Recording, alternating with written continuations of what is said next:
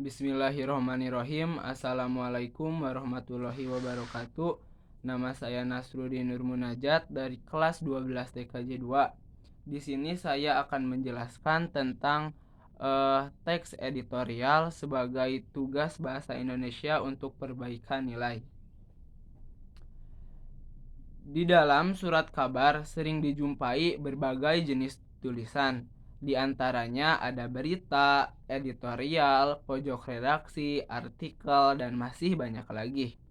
Berita, editorial, pojok redaksi ditulis oleh orang kalangan dalam redaksi. Bedanya berita memuat fakta, sedangkan editorial memuat opini. Sekarang saya akan menjelaskan pengertian teks editorial.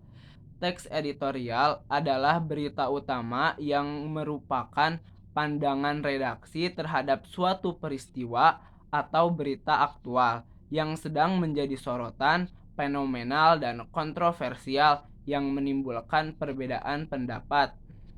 Jadi, teks editorial adalah suatu peristiwa yang sedang terjadi dan banyak menimbulkan kontroversial, fenomenal, dan menjadi sorotan gitu. Terus editorial biasanya menjadi salah satu cara untuk merespon suatu isu atau permasalahan yang sedang terjadi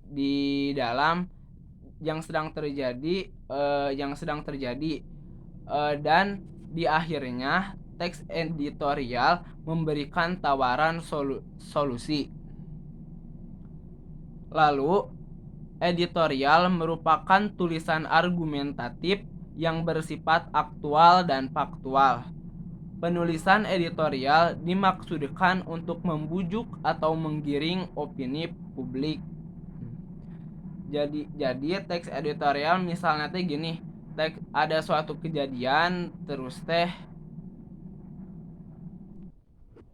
jadi editorial teh suatu berita yang sedang terjadi dan menyuruh ke publik supaya si publik teh menyampaikan sebuah opini gitu. Terus fungsi-fungsi teks editorial. Pertama, fungsi teks editorial yaitu menjelaskan fakta atau peristiwa dan akibatnya kepada masyarakat. Kedua, mengisi latar belakang dari isu dengan kenyataan sosial dan faktor yang memengaruhi. Ketiga, memberikan pandangan kepada pembaca terhadap isu yang sedang berkembang dan yang sedang terjadi. Keempat, memberikan penilaian moral tentang isu tersebut. Kelima, mengajak pembaca untuk ikut berpikir tentang peristiwa atau masalah yang sedang terjadi.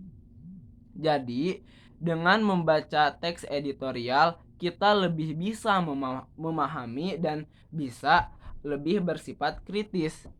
Dan dengan membaca teks editorial juga diharapkan kita sebagai masyarakat lebih bijaksana menyikapi masalah yang sedang terjadi di lingkungan kita.